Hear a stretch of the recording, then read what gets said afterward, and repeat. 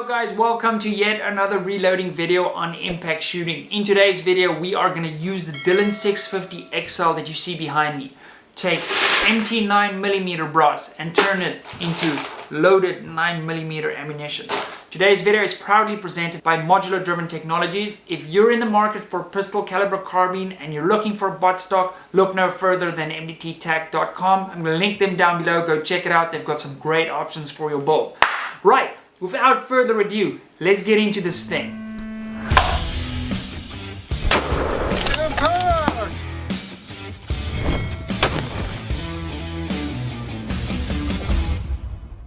So the 650 has been out for around about 8 years now. For what I'm using it, it's absolutely perfect.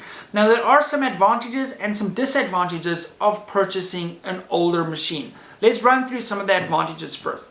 So one, there'll be lots of aftermarket accessories available for it. My machine is pretty much, no, not pretty much, it's basically in its stock configuration. I haven't splurged on any aftermarket things because for what I'm using it for, I really don't think it's necessary. Maybe down the line I can upgrade that. Whereas with the newer machine, you have to wait a year or two for the really cool aftermarket stuff to come out. Now some of the things you can do to the Dillon 650 is add some super cool LED kits, Mr. Bullet feeder.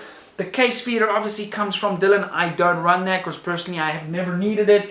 Better handles for the roller thing, better upgrades to the priming system, springs to make the shell holder turn more smoothly so that you don't get any case spillage. But really for what I'm doing, I've really never had the need to do that. So some of the disadvantages of purchasing an older machine. Obviously with the newer machine, they would have learned from their old machine and made improvements. So when you're buying a new machine, you will be getting that improvement sort of built into the product and not necessarily having to spend extra money to upgrade your old machine. Having said all that, let's have a look at what it's like to reload 9mm on the 650 XL. Let's jump over into the machine. So if you're new to the channel and you're watching this because of the Dillon, I'm actually a precision rifle shooter, and the reason I picked up the 650 XL was mainly to load 223 Remington because that's my main training cartridge. Obviously today we'll be loading 9mm, and that's the other reason why I got this press. I had a Lee Pro 1000 before this to progressively load 9mm when I was doing some IPSC shooting. And that thing has a few tricks to get it to work. I unfortunately could not get it to work and it was frustrating the living daylights out of me. So one day, out of basically anger, I binned it and I went online and I ordered the Dillon 650 with the 223 standard package that it ships with. Since then, I've gotten the caliber conversion kit to take it between 9mm and 223 pretty quickly. We could do a separate video on that. Let me know if I should make a video on the caliber conversion. I think that could be a really fun video for everyone too. So first things first, let me take you through how this baby works. I'm currently running 3 dies only. I'm running the depriming and sizing die, then I'm running the powder die, which you see obviously here, and then I'm running the bullet seating die. I'm using cheap Lee carbide dies, which means I can load my cases without using lube, which is kind of what you want to do on a progressive press, because you don't want lube in the system. Really, you don't have any dirty thoughts, everybody thinking of lube. So let me show you how the press works. We'll start with the priming system. They've got a very cool little way of how to load new primers into the system. It really works, and that was actually one of my main gripes with the Pro 1000. The priming system sucked. In fact, I actually had a detonation of a primer and it ran up that whole primer tube. Thank goodness it didn't ignite the primers in the top, because then I would have possibly had quite a bit of plastic in my face and potentially some burn wounds. So the priming system on the 650 is on the side here, and the primers actually drop in vertically down the shaft. What I really like is this little weighted rod that sits on top of the primers, and when you're starting to run low on the primers, it actually gives you an audible little beep to say, listen bud, you need to fill up the primer tray. Now that's the other thing that's really cool on the 650. It actually uses this little primer pickup system, which is super simple and really easy to use, and all you got to do is lay out your little primers. I generally just pop them down and you pick them up one at a time. I'm going to show you guys how that works. After you've done that, you come back over to the Dillon.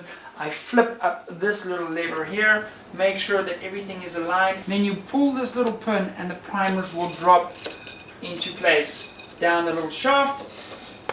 Whoop, make sure they're all out. Flip that back and I'll pop this down here and then just install our rod again. And then it'll show me that I've got a lot of primers. As you can see, that little weight is now gone, and then you can start getting your cases into the press like so. So as I said, I don't have the case feeder for the Dillon. I manually load my cases. So generally I'd have a tub with my empty shells at the side here, and by giving it a good little shake, the heavy bottom of the cases will fall to the bottom, and you can pick them all up in one go like that. And then we're simply going to start dropping them down the tube. Now every now and again I'll drop one, but to fill up the tube really doesn't take very long. So that's pretty much it. I kind of go a little bit over the top, and then that gives me enough. So sometimes during a sequence I'll actually load them in the top as I'm doing everything, but generally for the most part I'm pretty much just going to run the machine until I see visually that there's not another case that's going to follow that, and then I will go through that process and fill up my little tube again. To invest in the case feeder for the amount of shooting I'm doing with 9mm or 223, I really haven't seen the need to do that. It will speed up the process, but it's pretty quick as it is, and I can't justify that capital outlay to buy that. I'll rather spend that money on ammunition and just shoot more, because that's ultimately what I want to do. Right, so one quick note before you actually put in the cases, you want to just make sure the priming little system is full by running the handle a few times just to make sure you have them lined up. Otherwise, your first few cases won't actually be primed, because that system hasn't, excuse the pun, sort of been pre-primed. Now, I've already done that because I've loaded a lot of 9mm already today prior to filming this video, so please just keep that in mind. Okay, so first things first, we're going to run the handle back. That is going to allow our first case to fall in. Now on station 1, which is this station at the top here, this die is going to resize and deprime that case. Now when that case gets to the top, the primer is going to fall out and run down this pipe here and actually end up into this little catchment system down here. I believe that was an optional extra. As I said, I've had this system for quite some time and I can't really remember what came with it and didn't, but this is a must-have. I really enjoy that. Also, one thing to note, the system is on a higher base just to make life a little bit easier on this specific bench. Right, now the next case has already been picked up and it is ready to load. Make sure you are pushing this handle all the way to the front, because that's going to make sure that this case indexes correctly in the shell plate, as well as prime what is now an empty case that we've just taken out of that system. So this case will now be primed as soon as we push this handle forward. Just make sure that is there, push it in, and I can actually feel that primer seat. Now that's something that's also really nice on the 650, is there's quite a bit of feedback when you push that handle forward. You can feel that little primer go in there, and that's one of the other gripes I had with the Pro 1000. That was not the case. You would feel the primer basically crush itself on the Pro 1000. Right, so coming up, this case will now run into our powder die, and it will be charged with powder.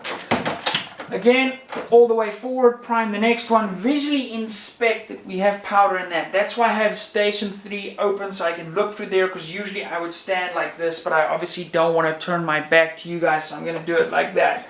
So we know we prime that. Also, one thing to note, you'll notice there I stop to speak to you, but then when I come back to the press, I'll always make sure I'm pushing forward again, for in case I missed that motion when I stopped the previous time. And that's just a good little habit to do, because otherwise you will end up dragging a case that's now filled with powder with no primer all the way around that shell plate and get things a little bit icky. If that happens, plug the cases on the top and gently blow away all that powder.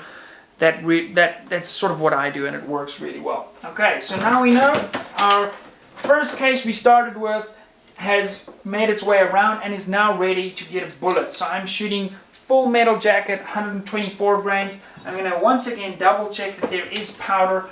This is where you guys want to make sure you've got a good light source when you're reloading ammunition like that, so you can visually inspect every single case. Now you do get dies that actually have a powder check built into them. That is something you could add. For me, again, money spent versus money spent on ammo, I'd rather make more ammo and shoot more, because that's ultimately going to make me a better shooter. And you can also get the Mr. Bullet Feeder conversion, which somehow bolts onto this and actually puts your bullets in for you. But that sort of gets me back to what I've been saying about money spent investing into upgrading your machine into the best possible machine, or upgrading myself by shooting more. So now we have basically all our stations full. Station 5 does nothing, it just I could, I guess, put a factory crimp die on that, but again, I really haven't found that I needed that for my firearms to work better. Right, so now that we filled up all the stations, I'm going to show you what sort of the rhythm is you can load on a progressive press such as the 650 XL.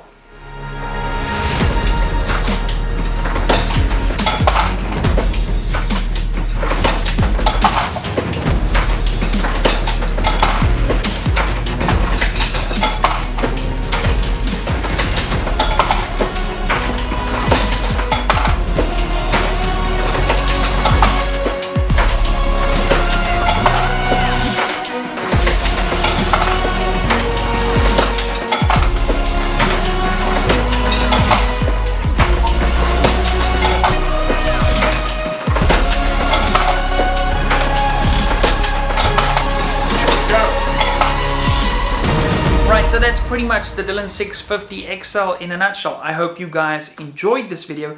If you did, please hit the subscribe button down below. Make sure you are turning that notification bell on so you get notified when we upload new videos. Once again, thanks to MDT for making a video like this one possible. If you guys don't know, when you're uploading to YouTube, most firearm things get immediately demonetized. When you reload ammunition, it's a given. So we make no revenue from YouTube for making videos like this. If you want to support the channel, please consider joining our Patreon. I'm going to link that down below too. Thank you for watching. If this video has been beneficial in your choice to get a Dillon 650, by the way, another positive, if you're buying an older machine, you might get a much better deal than buying the latest and greatest one.